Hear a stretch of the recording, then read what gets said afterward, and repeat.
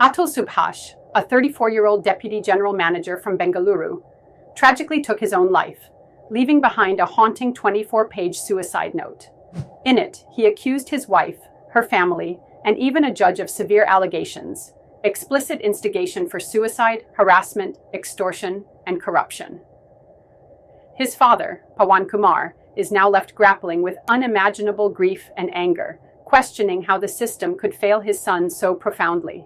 हुआ क्या था? मार्च के महीना में वो गया था। मार्च के महीना के बाद जब आया ना तो कहा कि पापा वहाँ का जो मीडिएशन का जो जज है, चाहे जो भी लोग है, वकील है, चाहे जज है, जो भी है, वो वहाँ की कानून व्यवस्था जो लॉ है अपने भारत का, उस लॉ से नहीं चलता है। लोग उस लॉ को मानता ही नहीं है।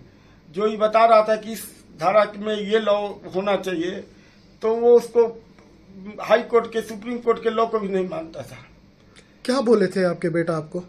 उनको हो क्या रहा था? उनको कुछ नहीं, उनको तो 40 बार बेंगलोर, कम से कम 40 बार गया होगा बेंगलोर से जौनपुर, और माने इतनी धारा उस पर एक खत्म हो जाता था केस तो दूसरा लगा देती थी।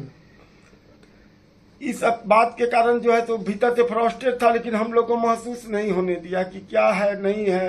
एकाएक हम लोग को खबर गई है कि वो अपना पूरा मेल वगैरह हमारे छोटे लड़के को रात में किया है 1:30 बजे 2 बजे, हमारे पास 3 बजे उसका फोन आया है।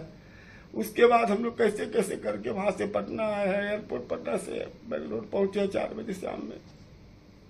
मतलब सर, आप जानते हैं कि उनके फैमिली कुछ जो अपने वाइफ के ऊपर और उनके फैमिली के ऊपर जो इल्जाम लगाए हैं, सच है वो सारे? एकदम 100% सच है, 100% सच है।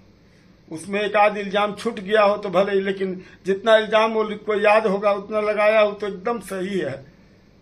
मतलब आपके बेटा हेरासमेंट बहुत हेरासमेंट था उसके साथ।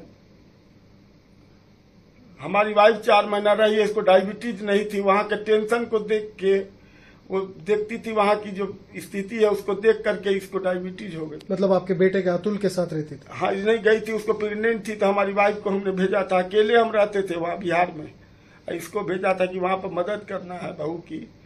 वहां का जो देखती थी ना, उसका जो आचार विचार, इसको देख करके थोड़ा सा इसको भी बहुत टेंशन होता था, लेकिन बोलती नहीं थी।